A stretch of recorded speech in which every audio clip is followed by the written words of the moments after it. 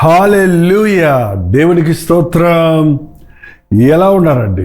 గత రాత్రి ప్రశాంతంగా నిద్రించారా? మేల్కొని దేవుణ్ణి స్తుతిస్తూ దినచర్యను ప్రారంభించారా? మీరు వేరే దేశం నుంచి వీక్షిస్తున్నారేమో, వేరే సమయంలో వింటున్నారేమో. సరే, గత సమయం అంతా ఎలా ఉన్నారు? ఇప్పుడు దేవుని మాట కొరకు మీరు ఆశ కలిగి ఉన్నారా? రండి మరి. అంతలోకి మళ్ళీ అటు ఇటు వెళ్ళిపోకండి. ఒక్క 15 నిమిషాలు మనసు పెట్టి దేవుని మాట వినండి. మీకు ఎంతో ఆధ్యాత్మిక బలాన్ని చేకూరుస్తుంది, మీకు విశ్వాసాభివృద్ధి కలుగజేస్తుంది. చిన్న ప్రార్థన. పరిశుద్ధుడా, నీకు వందనములు. నీ మాట వినుటకు మా హృదయాలను సిద్ధపరచుము, మా మనసులు స్థిరపరచుమని క్రీస్తు నామములో అడుగుచున్నాను తండ్రి, ఆమేన్. ఏంటి అలా ఉన్నారు? ఎలా ఉండమంటారు అంటారు కొంతమంది. అంతేనండి, ఇంకేం చేస్తామండి, ఇంతేనండి నా బ్రతుకు. ఎప్పుడు ఏడుపే, ఎప్పుడు దుఃఖమే, ఎప్పుడు సమస్యలే, సమాధానం లేదు, నెమ్మది లేదు, సంతోషం లేదు అని ఈ రోజులు చాలా మంది చెప్తున్నారండి. దుఃఖాలు లేకపోయినా సంతోషం లేదు, అన్నీ ఉన్నా సమాధానం లేదు. ఏంటి కారణం? ఎన్నున్నా యేసయ్య మనకు లేకపోతే మనకు ఆ సంతృప్తి దొరకదండి. ముఖ్యంగా మన లోక సంబంధమైన వస్తువాహనాలన్నీ నీవు కలిగి ఉన్నా, సుఖ సంతోషాల కొరకు నీవు సంపాదించుకున్నవన్నీ నీ చుట్టూన్నా, నీకు చప్పట్లు కొట్టే మనుషులు నీ పక్కనే ఉన్నా, నిన్ను అభిమానించేవారు ఎందరో ఉన్నా, నీ పాప క్షమాపణ కలగకపోతే ద గ్రేటెస్ట్ జాయ్, గొప్ప ఆనందం ఎక్కడుంది అంటే మన పాపములు క్షమించబడినప్పుడు అది గొప్ప ఆనందంగా ఉంటుందండి. ఏదో కొంచెం మత్తు పదార్థాలు సేవించినప్పుడు, అందరితో సంతోషంగా పక్కపక్కలాడుతున్నప్పుడు, అందరి మధ్యలో ఏదో ఆర్భాటంగా మనం అందరి చేత పొగడబడుతున్నప్పుడు, లేక ఏదో సాధించాను సంపాదించాను అన్నప్పుడు ఉన్న సంతోషాలన్నీ కూడా తాత్కాలికమైనవే. నిరంతరం ఉండే అంతరంగంలో కలిగే ఆ సంతోషం అనేది పాప భారం నుండి నువ్వు విడుదల పొందినప్పుడు. నేనేం పాపం చేశానంటావా? నీ మనస్సాక్షి తెలిసి చెబుతలేదా? నీ హృదయంలో నువ్వు తప్పు చేసినప్పుడు భారంగా లేదా, చికాగ్గా లేదా, కలవరంగా లేదా? ఎన్నోసార్లు మనసు పాడైపోయింది అంటావు. పోనీ సింపుల్గా మనసు పాడైపోతుంది మాటి మాటికి. పాపం మనసులో ఉన్నప్పుడు అది పాడు చేస్తూనే ఉంటుందండి, అది ఇంకా పెరిగిపోతూనే ఉంటుంది. దావీదు జీవితంలో పాపం ప్రవేశించింది. చాలా తన హృదయశుద్ధిని ప్రేమించేవాడు పాపం. కానీ ఒక్క దృశ్యం చూశాడు, పొరుగువాని భార్య స్నానం చేయటం. అందుకే పోర్నోగ్రఫీ చూడకండి, నగ్న దృశ్యాలు చూడకండి, అసభ్యమైన వాటిని చూడకండి. అది ఎంత ప్రభావితమవుద్దో నీ జీవితం మీద దావీదు జీవితాన్ని చూస్తే తెలుసుకోవచ్చు.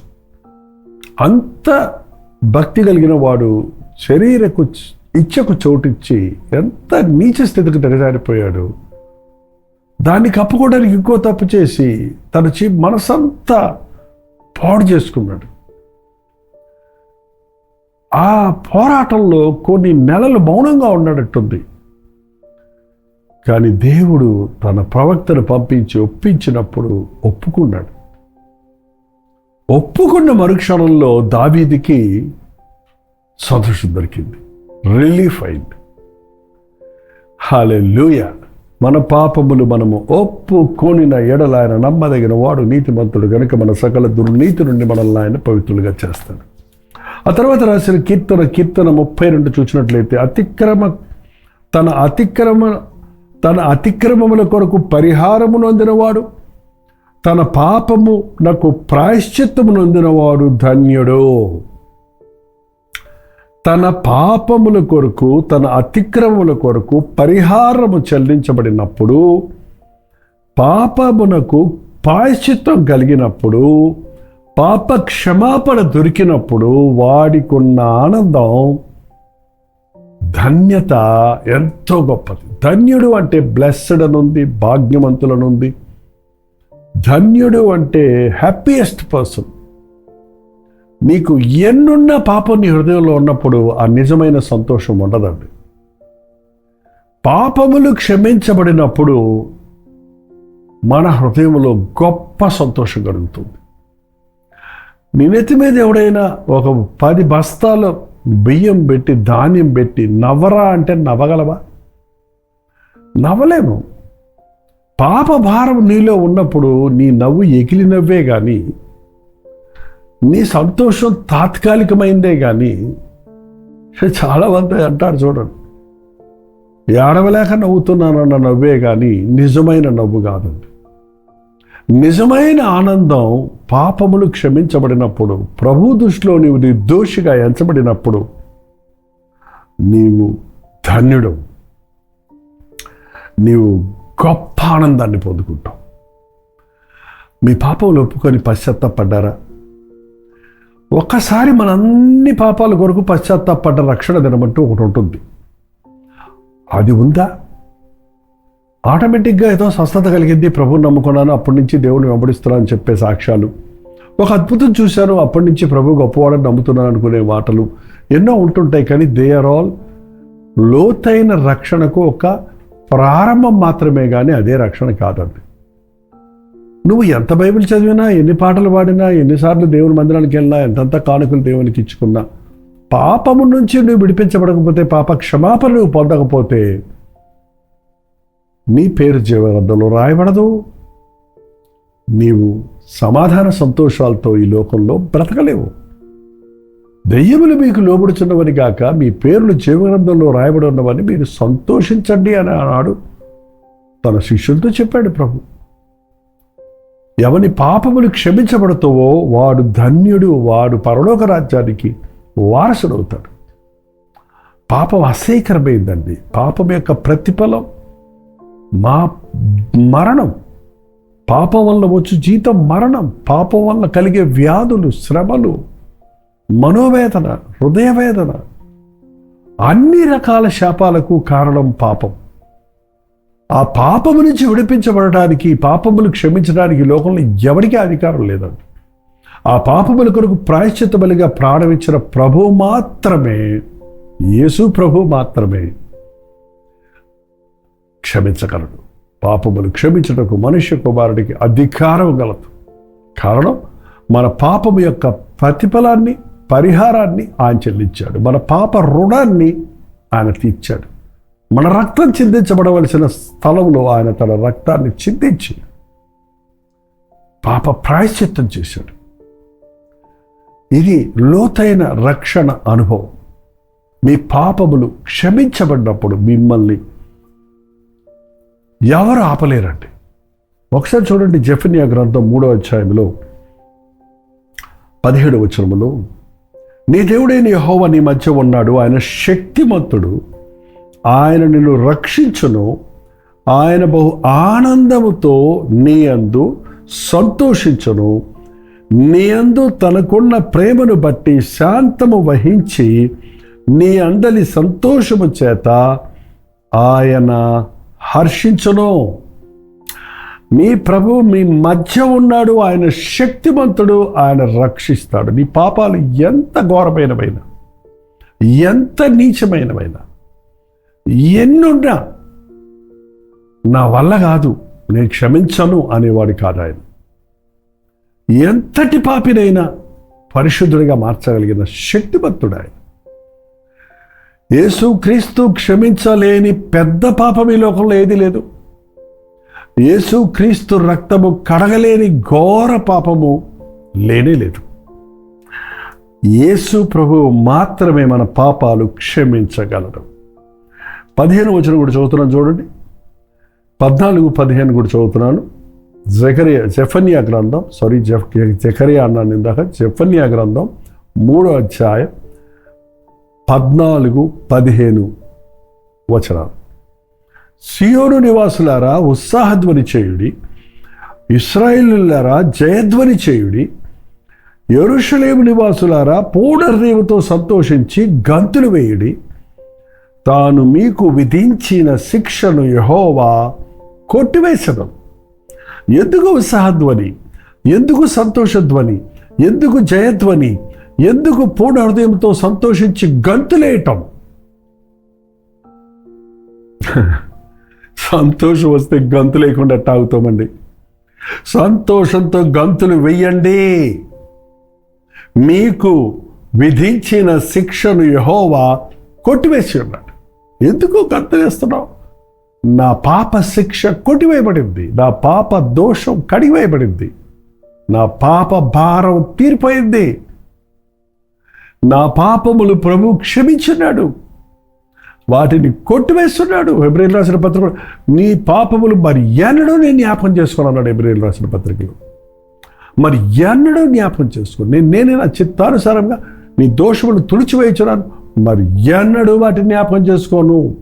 యెషయా గ్రంథంలో కూడా ఉంటుంది. నీ పాపములు క్షమించబడ్డాయా? పాపములు క్షమించబడినప్పుడే పరిపూర్ణమైన రక్షణ అనుభవం, రక్షణ ఆనందం నువ్వు కలిగి ఉంటావు. వ్యక్తిగతంగా నీవు నీ ప్రభు దగ్గరికి వెళ్ళి నీ పాపములు ఒప్పుకుంటే అవి క్షమించబడతాయి. అతిక్రమములు దాచిపెట్టేవాడు వర్ధిల్లడు, వాటిని ఒప్పుకొని విడిచిపెట్టేవాడు కనికరం పొందుడు. ఎవని పాపములు ఎవని దోషములు పరిహరించబడ్డవో వాడు ధన్యుడు. యేసుక్రీస్తు రక్తము ద్వారా కడగబడిన వారిగా మనం ధన్యులం.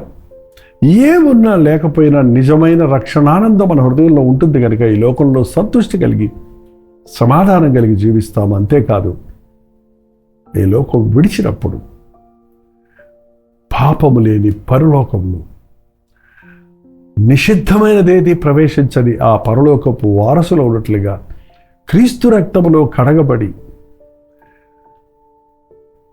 నీతివంతులుగా తీర్చబడి ప్రతిష్ట పరిశుద్ధాత్మ ద్వారా పరిశుద్ధపరచబడిన మనం ఆయన రాజ్య వారసులమవుతాం. ఆకలి లేని, దప్పుక లేని, మరణము లేని, వ్యాధి లేని ఆ పరలోక రాజ్యములో నిరంతరము జీవించే భాగ్యం పాపక్షమాపణ పొందిన మనందరి కొరకు దేవుడు కలుగజేస్తున్నాడు అన్నది గుర్తిస్తే కేవలం ఈ లోక సంబంధమైన సంతోషం కాసేపు ఉండేదే. ధనము ద్వారా, లోకము ద్వారా, పేరు ద్వారా మనం కలుగేది. కానీ క్రీస్తుచ్చు పాపక్షమాపణ, ఇహమందు సంతృప్తిని, పరమందు నిరంతరమైన ఆనందమును, ఆనంద రాజ్యమును ఆయనతో పాటు నిరంతరం జీవించే భాగ్యాన్ని కలుగజేస్తుంది. మీ పాపాలు క్షమించబడినవి అనే నిశ్చయతలు మీరు లేకపోతే ఒకరోజు మీరు తీర్మానం ఈరోజు ఎప్పుడో కాదు, ఈరోజు మీరు తీర్మానం చేసుకొని ఒంటరిగా వెళ్ళి మోకాళ్ళ మీద పడి, దేవా నా పాపం, నా అతిక్రమములన్నీ, నా పాపములన్నీ, నా దోషములన్నీ నాకు తెలియచేయమని మీరు ప్రభు సన్నిధిలో ప్రార్థించండి. మీ కాళ్ళ ముందు దేవుడు మీ హృదయ స్థితిని చూపించినప్పుడు వాటిని ఒప్పుకోనండి. క్రీస్తు రక్తంలో కడగబడతారు, క్షమించబడతారు, రక్షణ ఆనందంతో తిరిగి లేచి ఆయన సాక్షులుగా జీవించగలుగుతారు. మీకోసం మేము ప్రార్థన చేయాలంటే 954004 నెంబర్కి మీరు ప్రార్థన చేయండి. మీరు ఈరోజు రాత్రి మీరు ప్రార్థన చేస్తారంటే తెలియచేయండి. మీతో పాటు మేము కూడా ప్రార్థించడానికి ఆశ కలిగి ఉన్నాం. చాలా సంవత్సరాల నుంచి మీరు వాక్యం వింటున్నారు, మారుమనసు పొందారా లేదా, పాపక్షమాపణ పొందారా లేదా అనే నిర్ధారణ, నిశ్చయత లేకపోతే ఇదే రక్షణ ధర్మని గుర్తించి ప్రార్థించండి. చిన్న ప్రార్థన. పరిశుద్ధుడా, నీకు వందనములయ్యా. ఇదిగో నా జీవితం నీకు అప్పగిస్తున్నాను. ఈ రాత్రి ఎవరెవరు నిర్ణయించుకుంటున్నారు, ఈ దినమంతా నీ సన్నిధిలో సిద్ధపడి ఈ రాత్రికి నీ పాద సన్నిధిలో చేరాలని ఆశపడుతున్నారు. ఇది వారి రక్షణ దినముగా మారినట్లు, పాప విమోచన దినముగా జరుగునట్లు ఇప్పుడు ఎక్కడెక్కడి నుంచి ఎవరెవరు వీక్షిస్తున్నారో వారు ప్రార్థిస్తుండగానే పాపపు ఒప్పుకోలు కలుగజేసి నా పాపముల కొరకు ప్రాయశ్చిత్తం చేసిన ప్రభువు ఉన్నాడని నీ యందు విశ్వాసం ఉంచి నీ రక్తములో కడగబడినట్లుగా లోతైన రక్షణ అనుభవం పొంది నిరంతరమైన శాశ్వతమైన పరలోక రాజ్యములో వారసులు ఓనట్లుగా మా ఒక్కొక్కరికి నీ సహాయం చేయమని క్రీస్తు నామములో అడుగుచున్నాను తండ్రి, ఆమేన్. మన తండ్రి అయిన దేవుని యొక్క ప్రేమయు, కుమారుడైన క్రీస్తు యొక్క కృపయు, ఆదరణకర్త అయిన పరిశుద్ధాత్మ యొక్క సహవాసం కూడి వచ్చిన మనందరికీ ఇప్పుడును సదాకాలము తోడైనను గాక, ఆమేన్. దేవుని స్తోత్రం. మీ ప్రార్థనా స్తోత్రం మీరు ఈరోజు తీర్మానించుకుంటే ఆ విషయాన్ని కూడా మాకు తెలియజేయండి. మీ ప్రైజ్ రిపోర్ట్స్ కూడా తెలియజేయండి. మీ పక్షంలో మేము కూడా ప్రార్థిస్తాం. 954041 నెంబర్కి, ఒకటి మీరు ఇతర దేశాల్లో ఉంటే 9100 నెంబర్కి మీరు ప్రార్థించండి. దేవునిచ్చే పాపక్షమాపణ పొందండి. రక్షణానందంతో ఆయన కొరకు సాక్షులుగా జీవించండి. ప్రోచితమైతే మధ్యాహ్నం 3 గంటలకి హెచ్చరిక. అంతవరకు దేవుని మహాకృప మీకు తోడైనను గాక.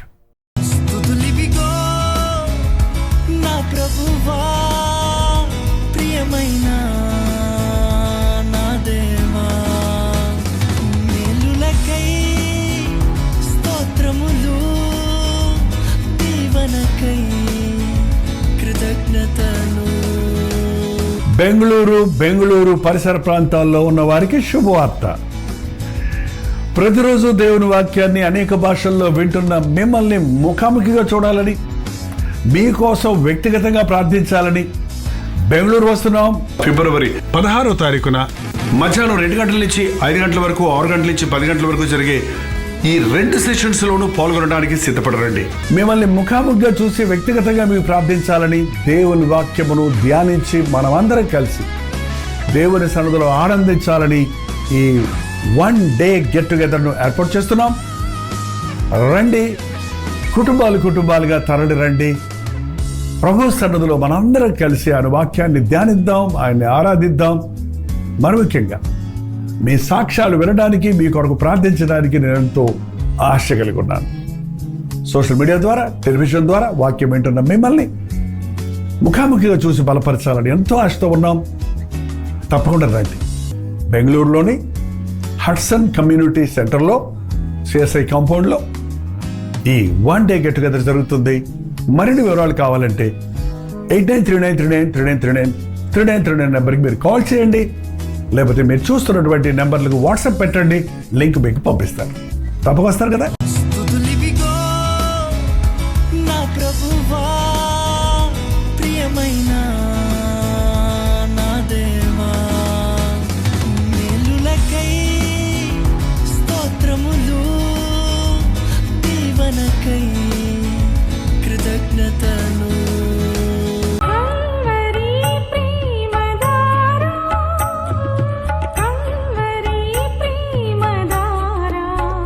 కల్వరి ప్రేమధార అనే మా ద్విమాస పత్రికను ఈ మధ్య త్రైమాస పత్రిక అంటే 3 నెలలకి ఒక్కసారి మాత్రమే ప్రింట్ చేయగలుగుతున్నాం.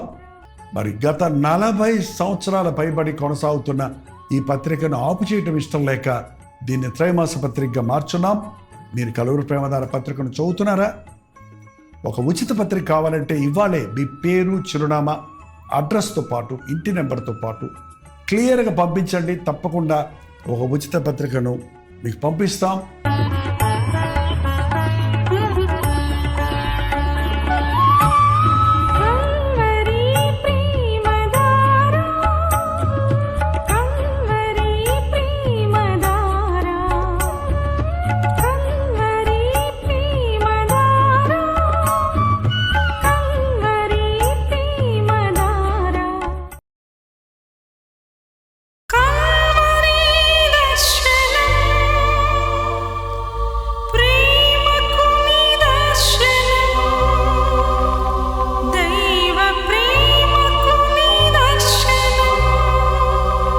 తెలుగు, తమిళ, హిందీ, మలయాళం, బెంగాలీ, ఒరియా అనే 6 భాషల్లో టెలివిజన్ ప్రోగ్రామ్స్ కొనసాగుతూనే ఉన్నాయి.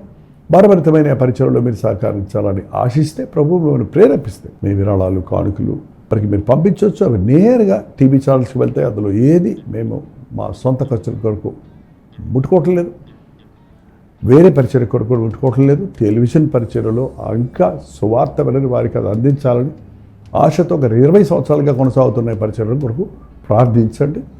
ఈ సహకారాన్ని అందించండి. ఈ విషయం మీకు ఇంకా వివరాలు కావాలంటే 89393939 అనే నెంబర్కి మార్నింగ్ 10 నుంచి ఈవినింగ్ 10 లోపల మీరు ఫోన్ చేయండి. వివరాలు మీకు తెలియజేస్తాం.